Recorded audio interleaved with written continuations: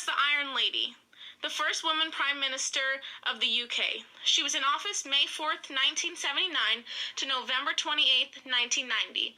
She was Secretary of State for Education and Science, and before office she was originally a chemist. Margaret Thatcher was educated, involved, and hardworking. While she was a prime minister, the number of people owning shares went up, and the amount of people owning houses went up. Personal wealth rose by 80%. She attended college at Oxford University, and she worked with chemistry. She's a strong-minded individual, and this makes her a model erudite. Cleopatra, born 70 BC in Alexandria, Egypt, died August 12, 30 BC. She was the last pharaoh of ancient Egypt. She ruled side by side with her father, then her brother. Later on, she became a solo ruler.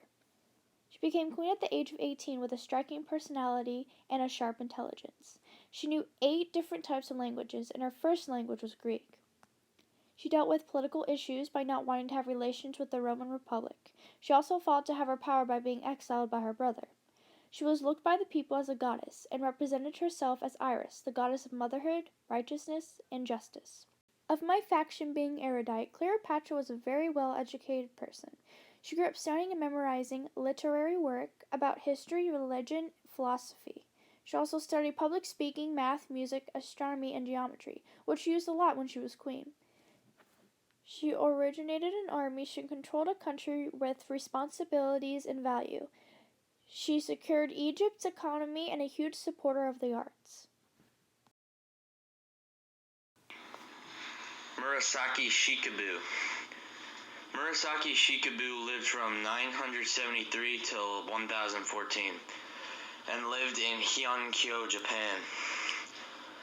She showed leadership by helping women in Japan learn how to read and write the Japanese language. The impact she made in history was she was known for creating the world's first novel. She is also known for helping make the Japanese language, and she resembles Erudite because of her intelligence and trying to learn more things.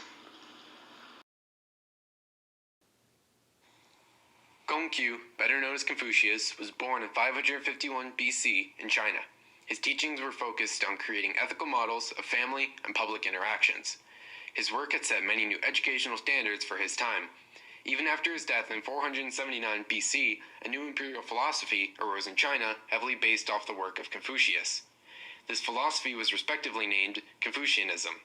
This new philosophy became extremely influential during the Han, Tang, and Song dynasties in China, with Confucius being the strong, influential philosopher. Along with being a popular political figure, Confucius would fit well in the faction of Erudite.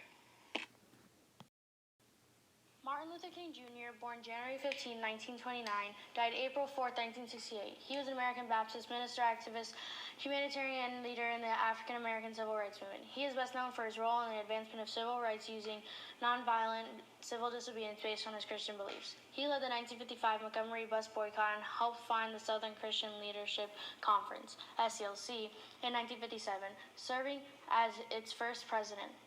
With the SCLC, King led an unsuccessful 1962 struggle against segregation in Albany, Georgia, the Albany Movement, and helped organize the 1963 nonviolent protests in Birmingham, Alabama, that attracted national attention following television news coverage of the brutal police response. King also helped organize the 1963 March on Washington, where he delivered his famous I Have a Dream speech. There, he established his reputation as one of the greatest orators in American history. On October 14, 1964, King received the Nobel Peace Prize for combating racial inequality through nonviolence. In 1965, he helped to organize the Selma to Montgomery marches. In the following year, he and SCLC took the movement north to Chicago to work on segregated housing. In the final years of his life, King expanded his focus to include poverty and speak against the Vietnam War, alienating many of his liberal allies with the 1967 speech titled Beyond Vietnam.